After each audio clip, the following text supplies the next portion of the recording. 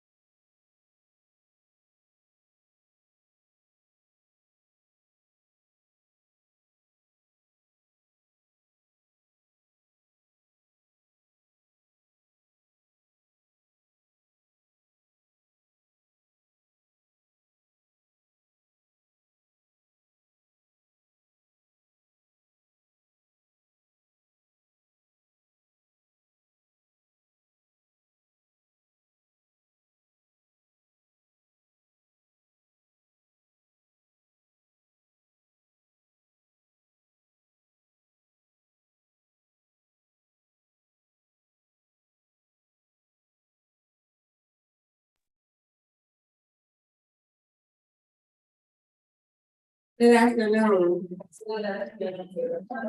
Actually, I'll be right back. 1 second.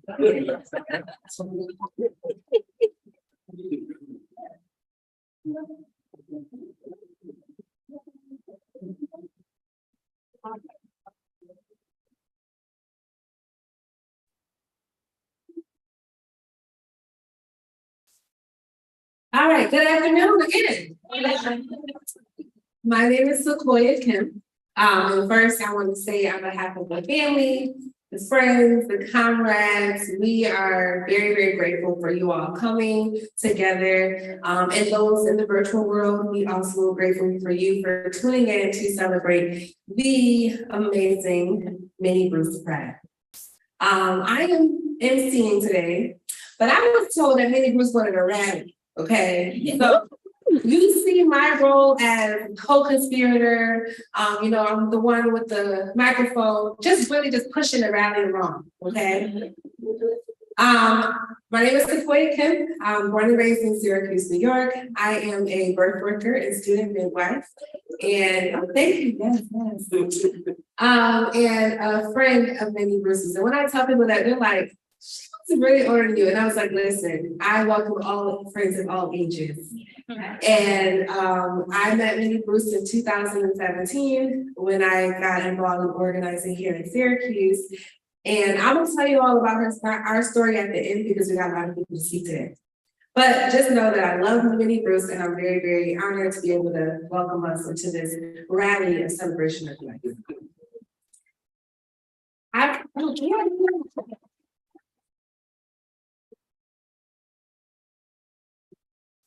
I also grew up performing, so I love applause. Keep on clapping and that's gonna get us through. Before we started out, I wanted to read a quote by Minnie Bruce Pratt because although we may have known her, there might be people tuning in today who don't really know how eloquent of a writer she was. And I also feel like this quote resonated with me this morning. And despite the punishments for boundary crossing, we continue to live daily and with all our contradictory differences. Here I still stand, unmistakably feminine in style and womanly in personal experience, and unacceptably masculine in political interest, and in my dedication to writing poetry that stretches beyond the woman's domain of home. Here I am, assigned a female sex on my birth certificate, but not considered womanly enough because I am a lesbian to retain custody of the children I delivered from my woman's body. As a white girl raised in a segregated culture, I was expected to be ladylike, sexually repressed but acquiescence to the white men of my class, while other darker women were damned as promiscuous, so their bodies could be seized and exploited. I've worked outside the home for at least part of my living since I was a teenager, a fact deemed masculine by some. But my occupation is now that of a teacher, work suitably feminine for a woman, as long as I don't tell my students I'm a lesbian. A sexuality thought too aggressive and masculine to fit with my femininity. Minnie Bruce taught us many things. She taught us about love, she taught us about revolution, she taught us about beauty, taught us about poetry, really bringing our full selves to the work that we're doing and continue to do in her honor, but also the honor of many people who came before her. So today, we offer you to reflect, to laugh, to cry, and to join us as we share memories throughout this space with us today. First, we're gonna have Ransom Weaver, Minnie Bruce's son, to come and share some words and reflections. Thank you.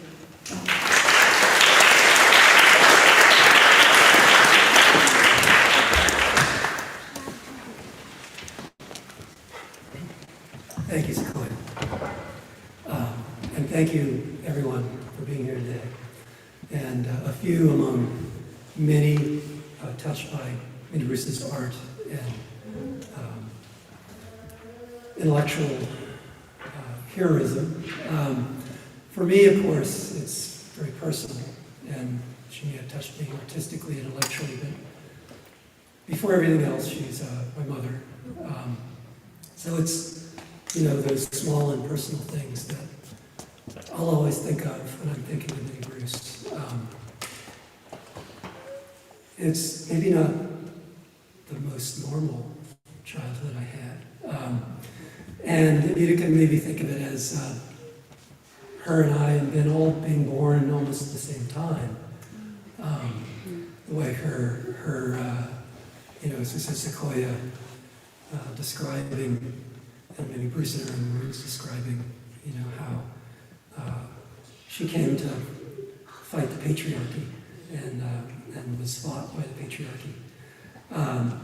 But we were there, small children, experiencing that in our own way. But she was there for us as our mom every day that she could. Some days she was far away from us. But I think we were always together, one moment or another. And there was a very sweet time, many summers and holidays. So I don't feel like it was a childhood spent distant from her, separated. And she really gave to us everything she had as a mother. And it was a wonderful thing.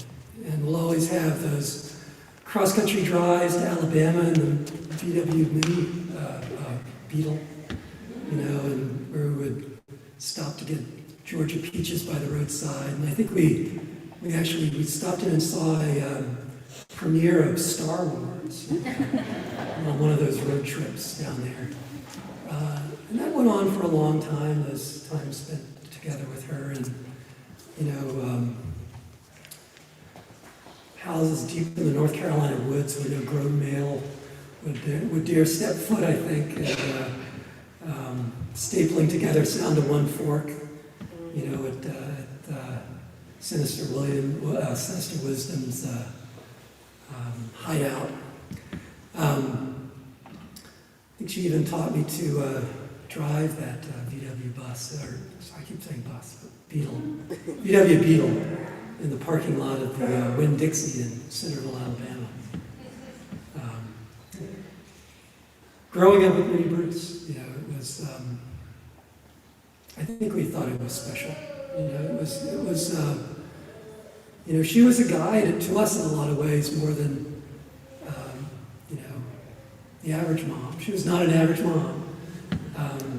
She would take us to demonstrations in Washington, D.C. At the same time, she'd be, that morning, cooking us fried okra and cooking from the home country down in Alabama.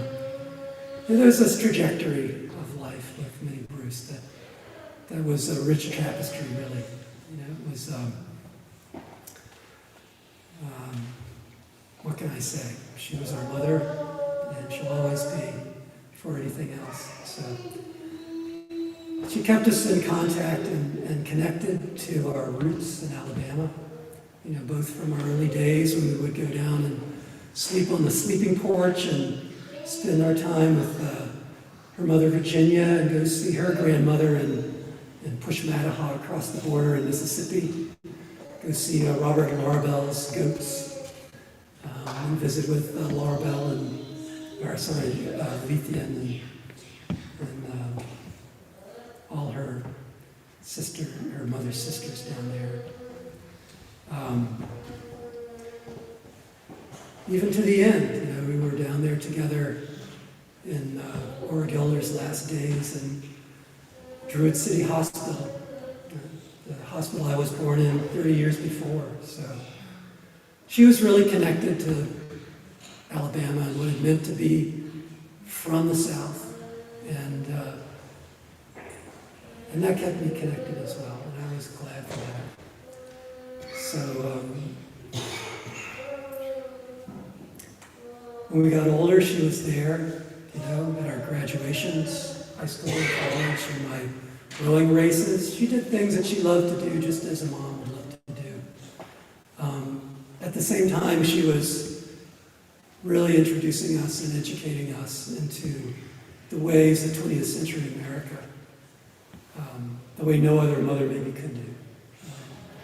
So, Minnie Bruce, I love you, and that's about all I got to say about it.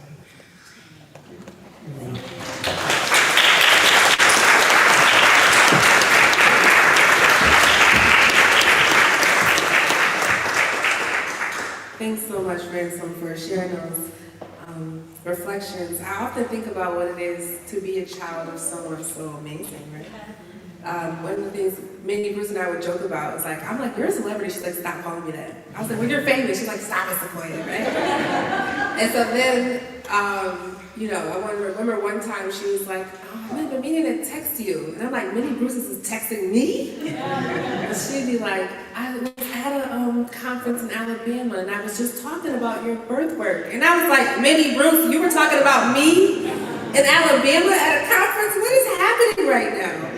But she was just so humble, right? And I think that that's what made her such her amazing person. It gravitated people to, it was brilliant, but she was like, you're brilliant too. Let's use our brilliance. So I just want to say thank you so much, Ben and Ransom and the grandkids for allowing us to just be a part of this, because that's what she's about, right?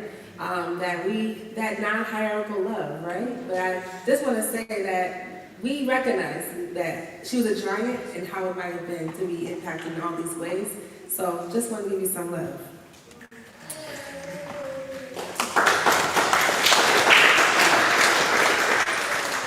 Next, we are going to have Phil Mimmer, hopefully I said that right, the Executive Director of the Downtown's Writers Center. Thank you.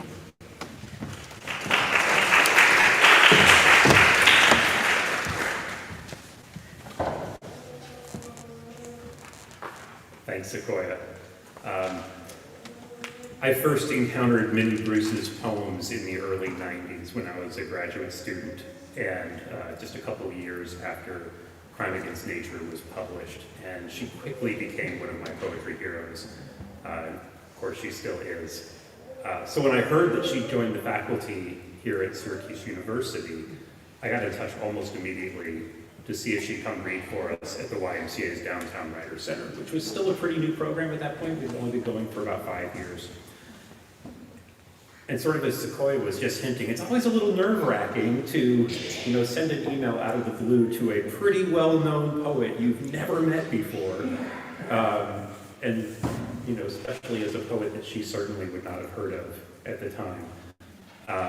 I had no idea what Minnie Bruce was like. I had never met her at all. I didn't really know anyone who knew her. Would she mind the intrusion? Would the extraordinarily humble honorarium we had to offer her be enough? Would she respond at all? And I was quick to learn what everyone here knows, of course, which was that she was one of the most gracious, kind, and delightful people I'd ever met in the poetry world or outside of it. And she had such a great and immediate enthusiasm for the literary community we were trying to build at the Y, a place where anyone could come to have their own story heard and valued. In fact, she had just recently been the writer in residence at the YMCA Writer's Voice in New York City, so she knew exactly the kind of vision behind what we were trying to accomplish here in Syracuse. And that kind of enthusiasm is really rare, even among writers. So coming from one of my poetry heroes, it was really very special. And for the next 16 or 17 years, it meant so much to me, much more maybe than she even realized herself, to know that Minnie Bruce was out there and in our corner and doing gigs for us and sending writers our way, and as Sequoia said, talking us up to other people in other places. She told me on many occasions that she considered the Downtown Writers Center her home base in poetry, and an anchor for her. And through her example and her friendship, I came to appreciate that the work we do at the Writers Center, though I didn't set out with this as the intention, was itself a kind of community organizing, something that I keep in mind very much now. I'm going to finish up with a little poem of Minnie Bruce's that I think sums up so much of that spirit and what she tried to do so often and what we try to do at the Y. It's called If We Jump Up, and it's the last poem from her book, inside the money machine. If we jump, let new words leap out of our mouths. Let our hands be astonished at what we have made and glad. Let us follow ourselves into a present not ruled by the past. If we jump up now, our far will be near. Thanks, Minnie Bruce.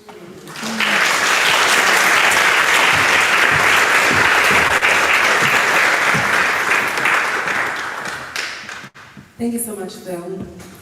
Next, we have Nick Orth, Minnie Bruce's dear friend, amazing cook, might I add.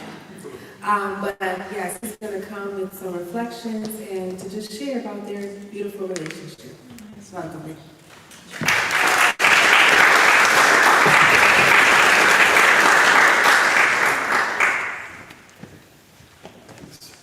So, I realized something, that it takes me a long time to process things.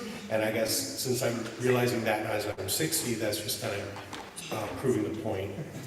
So I don't really have a lot personal to share about Minnie Bruce. So I'm going to share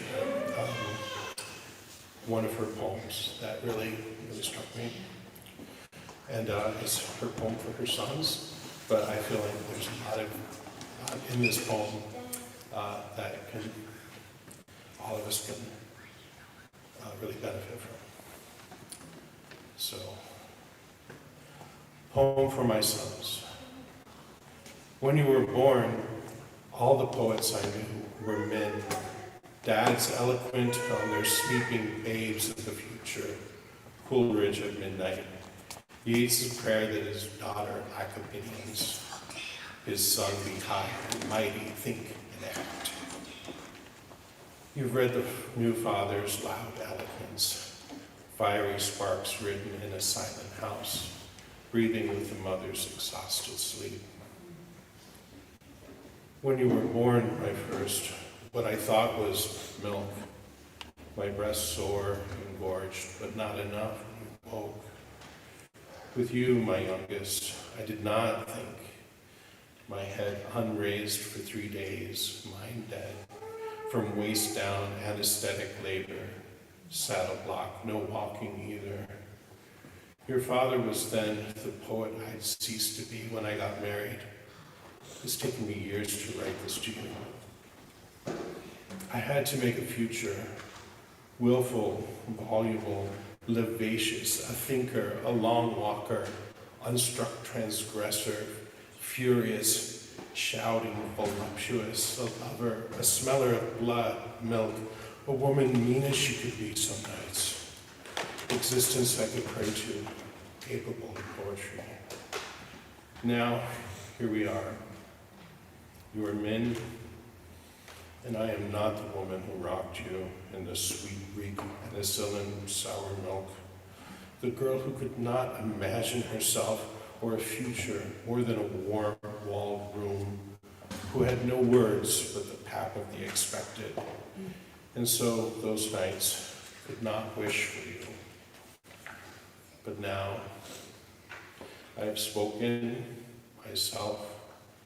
I can ask for you that you'll know evil when you smell it, that you'll know good and do it, and see how both run loose through your lives, that then you'll remember you come from dirt and history, that you'll choose memory, not anesthesia, that you'll work your love, that you'll have work you love, hindering no one, a path crossing at boundary markers where you question power,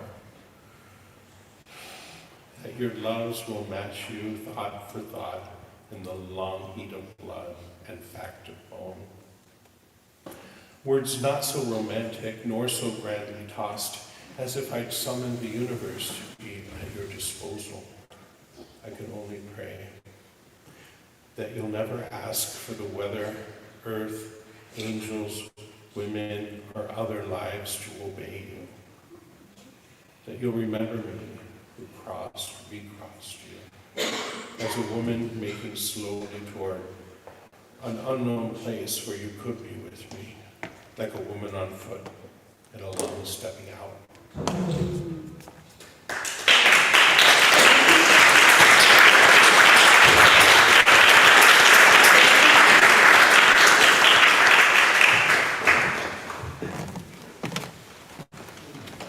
Please don't forget to pass the tissue boxes along, okay? Thank you so much, Nick. Thank you for caring for her in her last days and for the love that both of you and Mike have instilled in her. When might have been too much for us to come by. You updated us, and that meant the world to us, so thank you. Yeah, thank you so much.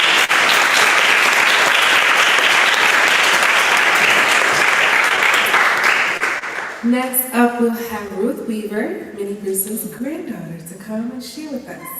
Let's give her some love.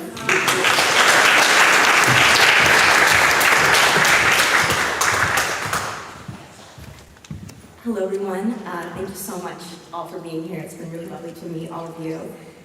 Just pulling up my remarks real quick.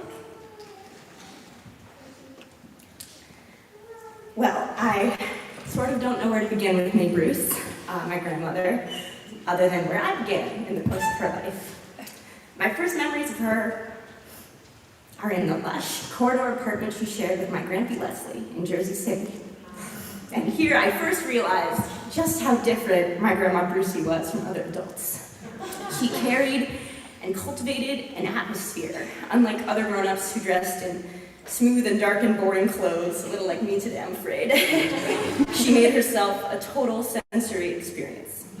Sticky geranium and plumeria perfume, tinkling strands and chains and layers of jewelry, and all that colorful linen pinned up in my foremother's brooches.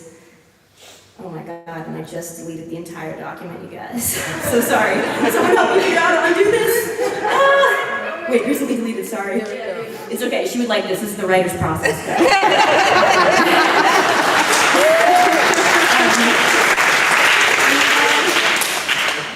Sorry, I'm serious, somebody come help me. Okay. I'm sorry. This is my recently deleted version. Oh, it's back! It's back! Sorry. And all that colorful linen pinned up in my foremother's brooches. When I was little, I would stand between her legs and throw my head back so that all of her would fall over me at once. And she'd let me fiddle with her clip-ons and her necklaces and trace her fairy tattoo with my dirty little fingers. And she'd explain where all her treasures had come from and why she loved them. She never refused to answer a question or indulge in explanation. And this patience of hers has really stuck with me since I was small. Many adults really lack this skill to really accompany a child when they're unfolding the world around them. But probably many poets have it.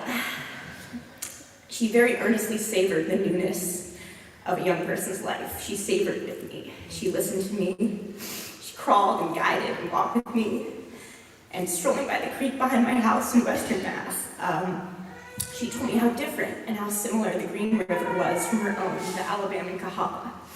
On these walks, and many others, I began to understand the gulf between her childhood and my own. Passing Dominic's Market here in Syracuse, she explained how she waited months for new books from Birmingham. Across from Sparky's Cafe, some of you may remember, how her all-white school erased the history of slavery and Civil War from their curriculum. Under the mulberry tree in the park, how the sorority she was in at the University of Alabama locked her in at night. Slowly, I understood how the coiffured teenager in the black and white photos who looked like everybody else's grandma became my Grandma Brucey, on how hard she worked and how far she walked to cross that distance. We treaded into these sometimes painful memories together, step by step. Her narrow Merrill shoes, hard-soled from many years of demonstrating with some folks who are here today, alongside my pink Crocs or my Skechers. On our walks, she sometimes scribbled little notes, as if the weight of our feet pressed her words up out of the ground. Minnie Bruce could be very still, but I always remember her walking like this. A long, strong leg out already in the next step, She'd often say, "Ruth, you've got my feet. Pratt feet, brown feet, a lost last name, but a very real foot resemblance. Something in the slope of the tendon kind of cocks up the big toe, I guess. I'm not going to show you guys, don't worry. But maybe when I was 10 or 11, I recall telling her, I wish I had your eyes, not your feet, because she had these big blue watery eyes that no one else in my family has. And she joked and said they'd only gotten so blue from her glaucomas. Well, Minnie Bruce, I've very much changed my tune, and I'm very happy to have your feet, if not your eyes. I think you knew and loved the world beyond seeing it, by walking and living in it. Beyond a poetic vision, you had a poetry in your step, and an action that drove you towards others, towards love, and towards the future. I'm so lucky to have gotten to walk beside you. All of you here today who have loved and walked with Minnie Bruce have Pratt feet too. The earth rises to meet us on every step, and we meet it. The weights of all our steps press words and beauty and strength up from the earth just like hers did. I invite all of you to use your Pratt feet to walk bravely and proudly into the future. Thanks very much.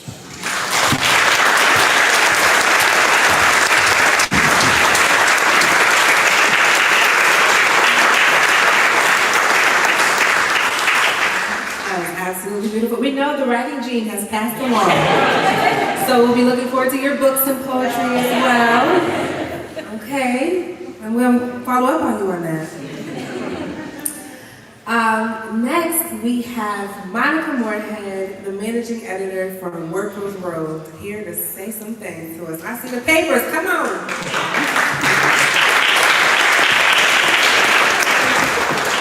That was a loving come on. Good afternoon, everyone. I want to thank Ben Weaver for staying in touch during these very difficult months and for this invitation to speak. It is such an honor to be representing Workers' World Party, and especially our paper staff. Many of them are here today at this memorial. We have a delegation that's traveled from Philadelphia, Cleveland, San Diego, Buffalo, New York City, and Jersey City, which is where Minnie Bruce used to live with Leslie, to pay our loving respects to a brilliant poet, editor, writer, mentor, and revolutionary, Minnie Bruce Pratt. And what I want to do in the brief minutes I have is to share several anecdotes from editors on how she impacted our lives and our work. Minnie Bruce and I became political kindred spirits, working together as managing editors and on the education committee. We were both born in segregated Alabama, she in Selma and me in Tuscaloosa. Although our personal experiences growing up were different as night and day, our hatred of white supremacy and our joining the party as a vehicle to fight it brought us even closer. And I really regret the fact that we had talked about taking a trip to Seneca Falls and to the birth of the women's suffragist movement, and also to visit John Brown's gravesite. We talked about this several years ago, and I really regret that we weren't able to do that together. I will miss her beautiful Southern drawl, her smile and her laughter, her warmth, her personal and political sensitivity against racism, and most of all, her lifetime commitment to the abolishment of the horrific scourge of capitalism. This is from Betsy P.S. This is a quote. When I first started as a managing editor, Minnie Bruce was my mentor, carefully guiding me through the complicated process, reassuring me that I could be up to the task. Perhaps my fondest memories were when just managing editors would meet at the end of each of our staff meetings, and Minnie Bruce would say, "Ain't nothing here but us chickens," from a Jump Blues song, clearly a link to her Southern upbringing, end quote. This is from John Catalinato. Minnie Bruce's presence on any party committee made work flow smoothly, with humor and with love, despite the limitations of Zoom and phone meetings. She merged Alabama hospitality with her understanding of the strengths and weaknesses of her fellow humans to make everyone feel valuable. We discussed the challenges of presenting class struggle politics in novels and poems. Minnie Bruce contributed to literature and to humanity and helped all she worked with grow, end quote. This is from Martha Gravatt, who was with me when we visited Minnie Bruce just days before her passing. Quote, Minnie Bruce is missed deeply by everyone in Workers' World Party, especially those of us who put out this newspaper every week. We miss her hard work, her steadfast reliability, her skills, her insights, and so much more. She did so much to help me become a managing editor, end quote. Now this is from our Boston WW chapter, quote, two of our fondest memories of Minnie Bruce include her August 2015 visit to Boston in support of our leaders of United Steelworkers Local 8751, the Boston School Bus Drivers Union, who had been fired by the racist union-busting Viola Transdev Corporation. Her trips to the bus yards, an interview with local 8751 leader Georgia Scott, who was also from Alabama, will never be forgotten by the workers, end quote. And I want to end these remembrances with a tribute from Sarah Flounders, quote, Minnie Bruce and I traded plant cuttings in Jersey City. A favorite was the Dottie plant. This was named for one of our founding members of our party, Dorothy Ballard, because it confirmed that life continues and contributions take new roots. Minnie Bruce, all that you gave to the struggle for a new world doesn't end with you. Those little roots proliferate in new soil, end quote. So thank you, Minnie Bruce, for those roots you contributed that will continue to inspire us and our global working class until the final victory. Minnie Bruce Presente. Thank you.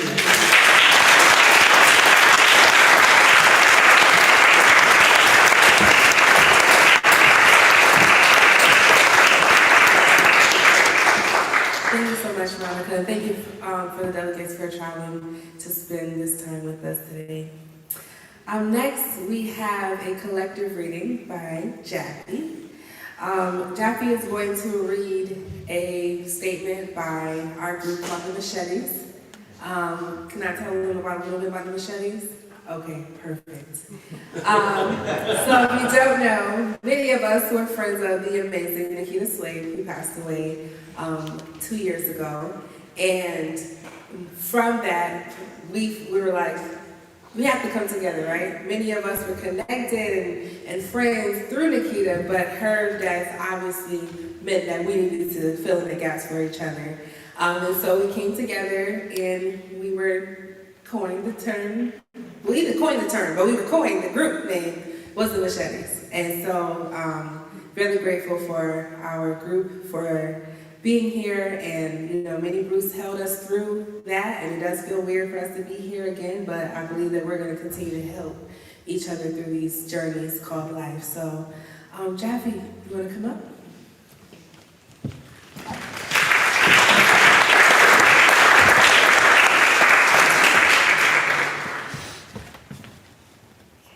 I'll try not to delete this.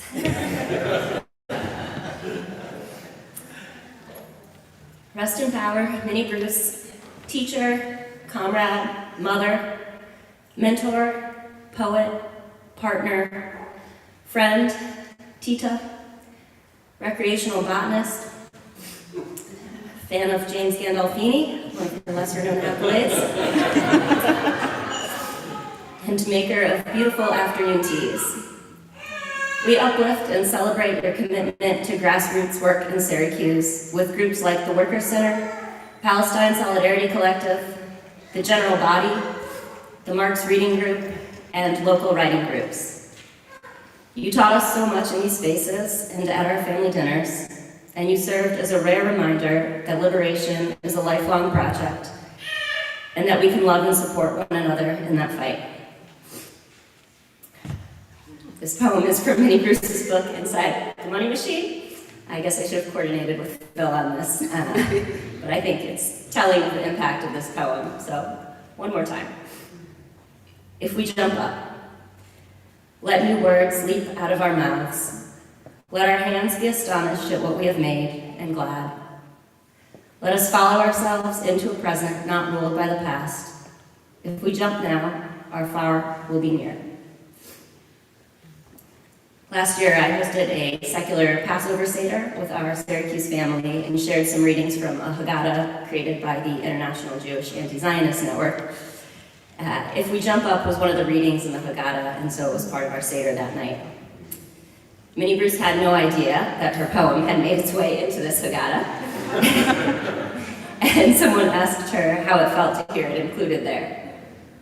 In response, she told us that you put poems into the world and largely don't know what happens to them. They can take on a life of their own.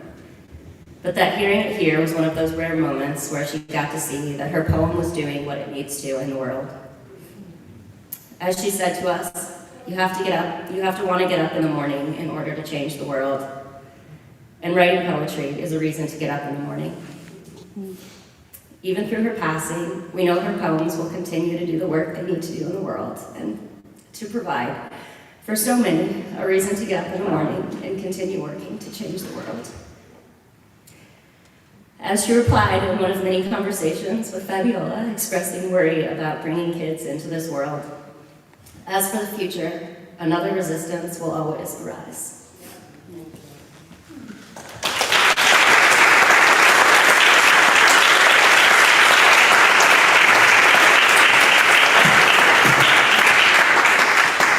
I just want to say they are the writers of the group, you know. I just want to give love and to those that couldn't be here, Bonnie, Minnie, our Machete group. We love you and we know you're watching and you're welcome here. Lastly but not least, I think I might have a little surprise after you, Ben. But we're going to welcome Ben up to share his reflections about his mother and send us off a little bit, okay? Don't send us off totally, all right?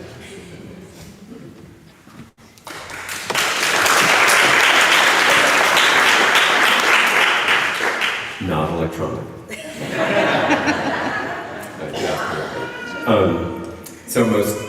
Many of you know me, I'm Ben, Minnie Bruce's younger son. I wanted to thank everybody for being here, the people who helped. There's going to be food and some things afterwards. But I want to say just a bit about some of those that have helped were the ones who were with my mother when she discovered how ill she was. More importantly, they were there to care for her. When she was going through a rapid decline, they cared for her with incredible affection, incredible tenderness. It comes as no surprise to those of you who know them. And I can never really thank those people adequately. I don't think they need my thanks. One of them, Michael DeSalvo, often says,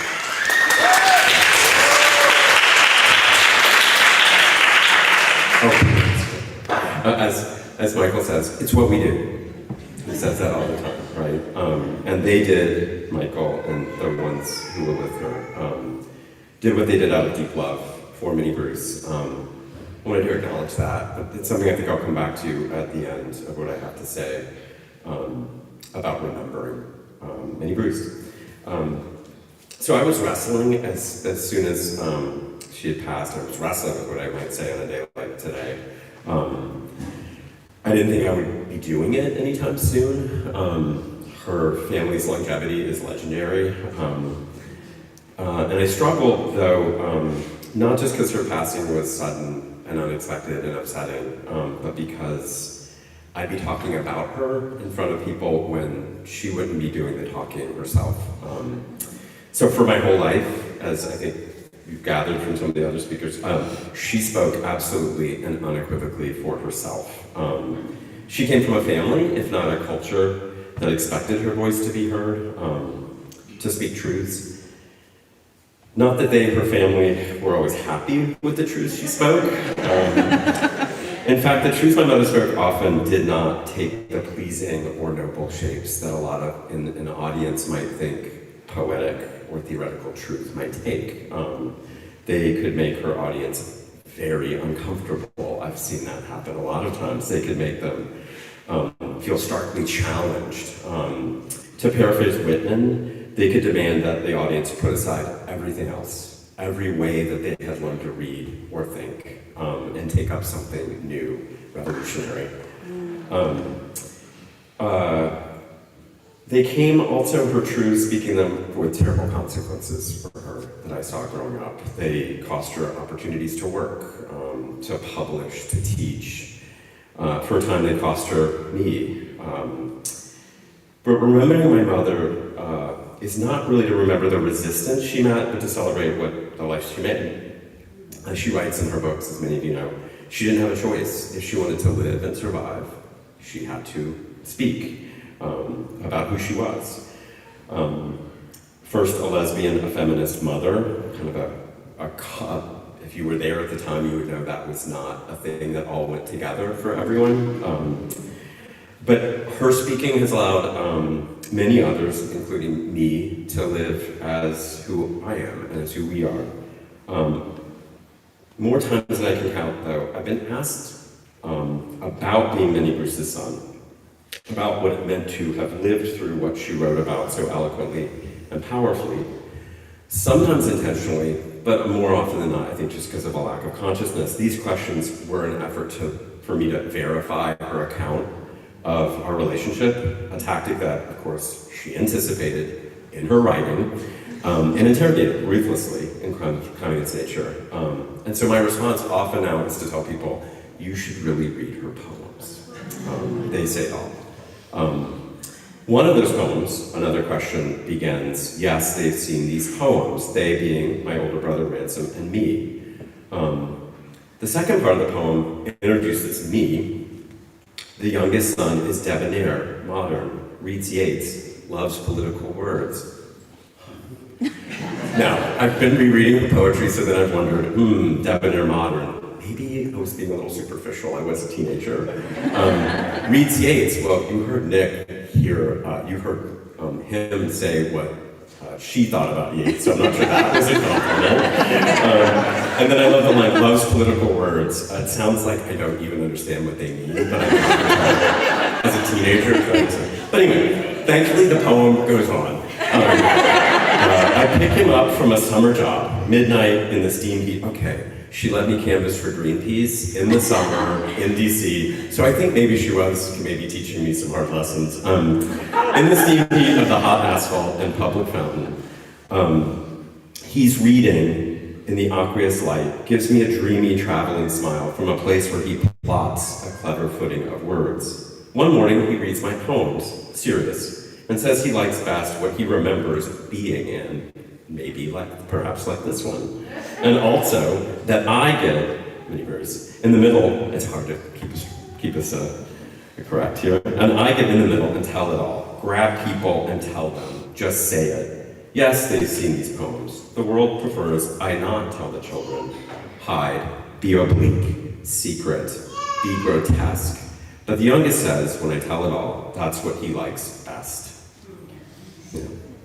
So I'd like to close by invoking the go-to literary example of remembering. It's from Shakespeare. I actually teach it, but I'm reconsidering it right now. I won't bore you with the details here of remembering, though I am a high school teacher, so I'm really good at boring my audience with details. And you can eye roll me if you want to. For Shakespeare, if you recall, remembering is agonizing. It's alienating. It's very private, right?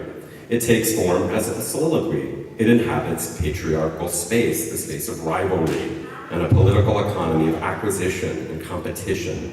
It ends tragically, not just for the person being remembered, even worse, it ends more intensely tragic for the person doing the remembering. And I think it just how wonderfully inverse or subversive it is to remember Minnie Bruce Pratt as her son. But also, as I'm sure many of you remember her, she's drawn and draws me out still, out of isolation, out of self-negating introspection, into a community of friends and allies who allow me to paraphrase her, and I think allows all of us to repair divided self from self, self from life, self from our human loves. I don't dwell on losing her as a child or now, but on what a presence she was in my life and in the lives of others.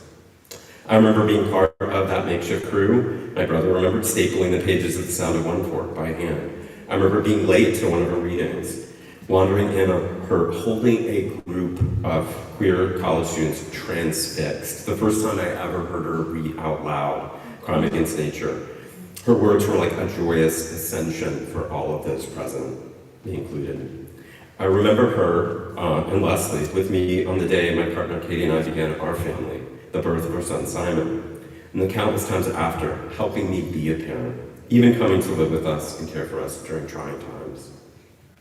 And during her sickness and passing, I heard from so many of you, both near to us now in this room and from around the country and the world even, kind of remarkable about what she meant for everyone else. When she could no longer read to herself, I would sit with her and read aloud all those messages, read every single one of them to her, sometimes multiple times.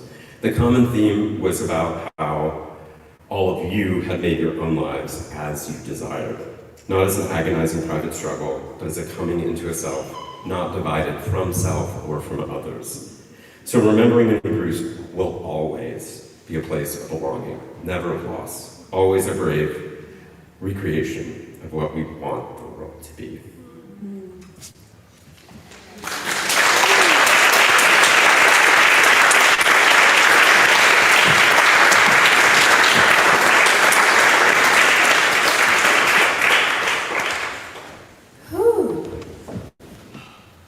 Let's just give everyone a round of applause one more time. Thank you.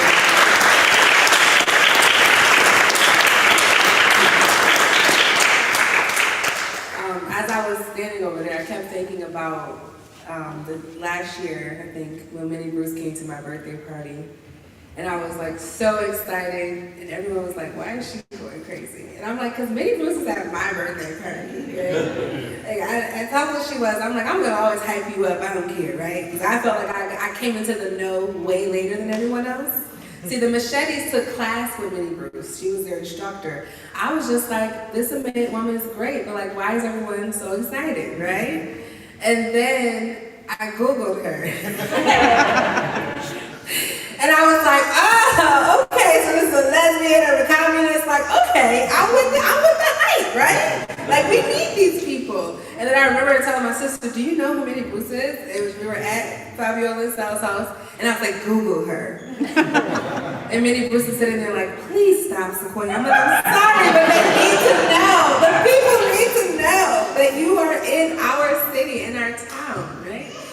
And so I was thinking about, she comes with her corn muffins and her of roses. And I was like, Minnie Bruce, like, I love these, but I don't want them to die. And she was like, just enjoy while you have them.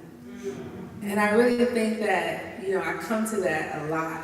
And I'm just so glad, because I'm a picture person. And I went around and I took pictures, and I just love that. I have the pot. The roses did die, y'all. And I tried my best to keep them alive, but I enjoyed them while I had them. And that will always, stick with me. And I hope that we can think about her life and what she offered, and that we definitely cherish the times that we had with her. So, the surprise is I want to sing. Because, I was telling Ben that I grew up in the church, and you can't have a celebration of life without a little bit of singing, okay? I was not prepared to sing, so I need y'all's help. Okay, so Nina Simone, I'm embodying her today. And we're gonna sing, I'm gonna sing. If you all want to clap, that's great. Feeling good, right? Okay, so let's practice the clapping real quick. Okay, birds flying high, you know how I feel, Okay, let's keep practicing. All right, that's the beat. Okay, I'm gonna pull it back right now.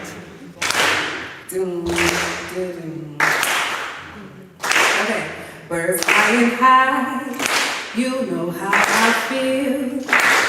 Sun in the sky, you know how I feel. Breeze drifting on by, you know how I feel. It's a new dawn, it's a new day, it's a new life for me.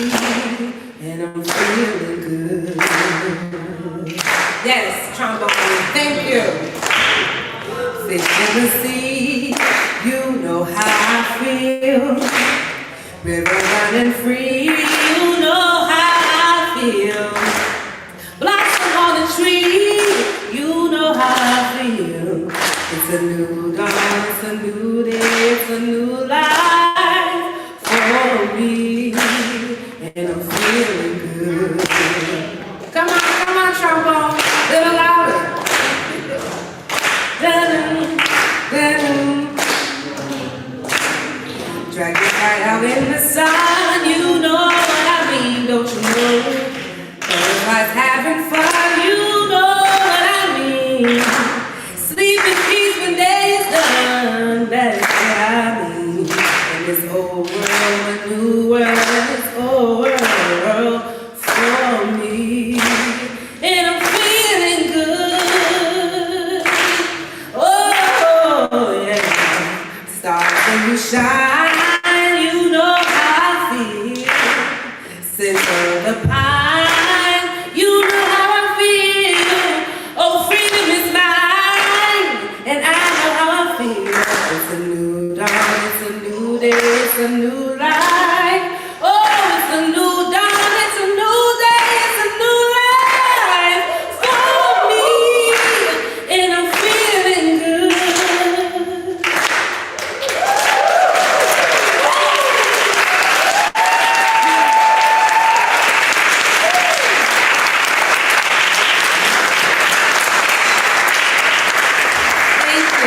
Thanks for that impromptu moment.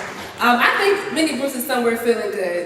Reunited with her lover, reunited with her friends, reunited with Nikita, wherever her spirit is. And so to close, I just want to leave you with another quote. Isn't it amazing where you can quote the person being honored? Like, that's just perfect to me. I often think of a poem as a door that opens into a room where I want to go. And so I hope that we continue to walk through the doors, we continue to actually walk through those doors to the reception hall, but also, you know, stay beside Minnie Bruce. Minnie Bruce is with us. Literally, her words are with us. We will mourn, we will cry, but let's rejoice and continue the amazing work that her life and impact has had on us. So thank you so much again. We welcome you to sit and reflect if you need to. There are refreshments in the reception hall, and we love you and thank everyone for joining us.